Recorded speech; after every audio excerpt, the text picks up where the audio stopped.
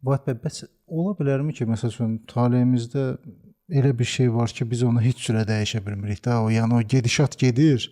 Sadəcə olaraq biz onun müxtəlif variasiyalarını yaşaya bilirik, amma dəyişə bilmirik. Əslində var belə bir şey. Bayaq dediyim kimi numerologiyada bu həyat kodu nədən ötürüdür? Bu koddur, bu bir proqramdır. Biz bu proqramı biraz gözəlləşdirə bilirik. Bizim sanki bir bağımız var. Bir bağ salmışıq. Biz onu qulluq etməklə yaxşılaşdırırıq. Meyvəsi yaxşı olur, bağ təmiz olur, ağaclar sağlamdır, daha xoş təsir bağışlayır, daha gözəl görünür. İnsan həyatının özü də buna bənzəyir. Biz özümüzə qulluq etməklə, necə qulluq etməklə düşüncələrimizə, hərəkətlərimizə və eyni zamanda rəftarımıza biz səbirli olaq, nəyə görə namaz qılırıq? Səbirli olaq, yaxşı olaq, daha keyfiyyətli olaq, daha vicdanlı addımlar ataq, daha dəqiq olaq. Yəni bunlar bizi həm də öyrədir, həm də biz buna yönəlməliyik. Təhsili nəyə görə alırıq? Daha savadlı olaq, daha dünyanı yaxşı dərk eləyək.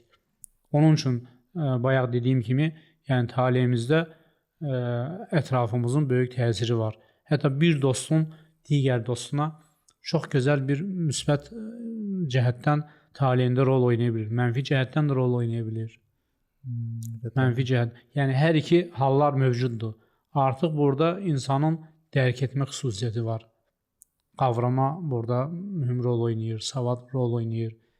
Qədəri də burada rol oynayır. Bu bizim istər-istəməz bizim seçimimizdir də bizim.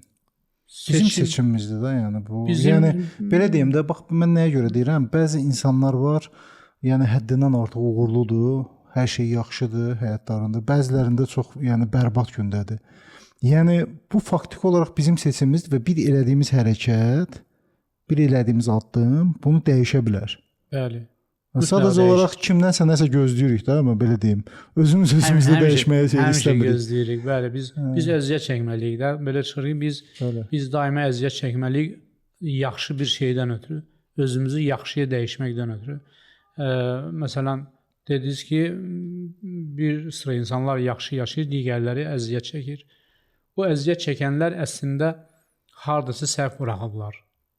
Bunun böyük rolu var. Əslində var belə bir şey. Və yaxud da ki, qədərində belə yazılıb və həyat kodunda da yazılıb. Hətta əl cizgilərində də var bu. İmtahanı belə olmalıdır. İmtahanı belə olmalıdır. Bəli, sanki bu çərçivəyə salınıb. Və yaxşı yaşayan üçün bu proqram yazılıb. Və tutaq ki, bir insan bir sahəyə nə qədər can atırsa gedib çıxa bilmir. Sanki nəsə maneçilik törədir, qoymur kimsə. Amma biz onu anlaya bilmirik. Allahdandır. Yəni, hansı bu proqramın içindədir. Amma digəri əziyyət çəkmədən ona doğru gedir və hər şey əldə edir. Burada doğum rəqəmlərinin böyük rolu var. Əl cizgilərində göstərir. Yenə deyirəm, əl cizgiləri bizim üçün bir xərit. Biz bunun müsbət cəhətlərindən istifadə etməliyik.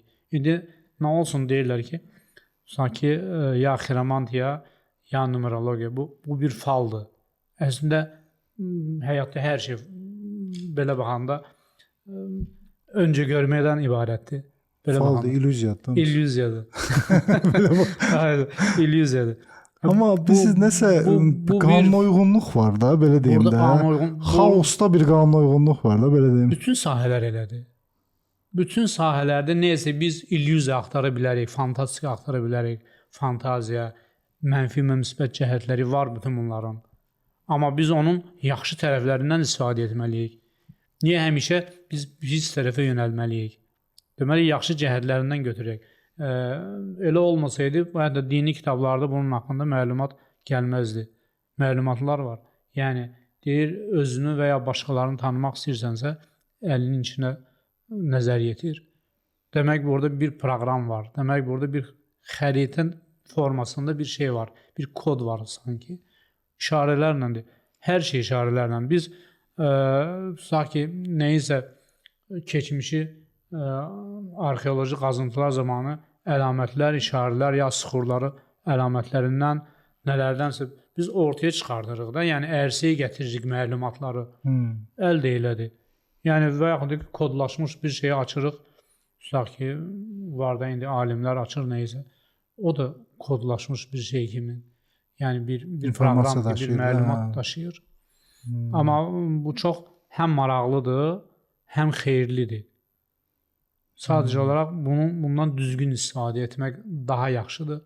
Biz nəyinsə qarşısını ala bilirik, mənfi cəhətlərimizi, müsbət cəhətlərimizi inkişaf elətdirə bilirik. Məsələn, olub ki, bir valideyn xahiş edib ki, mənim uşağım heç özündə olmur, sözə baxmır, belə deyək də, onlar da desək, dikbaşdır, kobuddur, belədir filandır. Və hətta mənə görüşdürə bilmir, tutaq ki. Amma olub ki, nəsə bir dolayı bir yollarla biz görüşmüşük və həmən uşağın həm doğum tarixini izah etməklə, həm əl cizgilərinə izahatlar etməklə o sanki oyanır və sanki özünü güzgüdə görür. Yaxşı cəhətlərində görür, pis cəhətlərində. İnandırım sizi, Fuad bəy, çox, demək olar 180 dərəcə dəyişilirlər. Elədir. Dərk edir özünü, sanki özünü faktla görür. Və bu, onun çox xeyrinə olur. Həddən çox. Başlayır, tutaq ki, bir sıra sahələrdə üzərində çalışmağa, mənfiləri özündən uzaqlar. Bu, onu özündə, yəni yenə deyirəm, detallar halında izah olunanda daha yaxşıdır. Nəyin ki, məsləhət verəndə, məsləhəti qəbul etmir. Var axı, hikkəli, təkəbbürlü yeniyetmələr həddən çoxdur. Yəni, təkəbbür, hikkə, egoizm, özü etiraz deməkdir. Neysə etiraz edir? Etirazdır bu. Əslində bu, insanın uğurunun qarşısını alan əsas cəhətlərdən biridir. Yüksək təkəbbür, yüksək ego, hikkə, öz bildiyini eləyən, etiraz eləyən, o öz uğurunun qarşısını alır. Başqasını ziyan vururmu? Düzdür, mənəvi cəhətdən ziyan vurur valideynlərə, yaxınlarına. Sadəcə olaraq özünü sanki tormozlayır. Amma burada doğum tarixində, yəni bu cədvəldə onlar nə dərəcədə formalaşıbsa, yerləşibsə, bu qaşən görsənir. Və əl cizgilərində də. Və ondan sonra elə uşaqlar hansı ki, etiraz edib, məsələn, mənimlə görüşmək istəmirdilər, sonra özləri yaxınlaşır və həmçinin bir də görsəm, zəng eləyir, soruşur, nəyi necə edim, filan bir şey var, nə məsləhət görürsən. Yəni, belə bir şeylər sevindiricidir əslində. İnsan dəyişilə bilir. Əslində, burada həm psixologiya var, həm tərbiyə var, həm fəlsəfə var, həm Allaha bağlılığını tərənnüm eləyirsən, həm cəmiyyətdə yüksək bir funksiyasını özünə göstərirsən, bacarığını ona təbliğ eləyirsən, təlqin eləyirsən. Əslində, burada hər şey var. Və ona görə mən həm xiramantiyanı, həm numerologiyanı yaxşı bir elm sahəsi kimi başa düşürəm və anlayıram.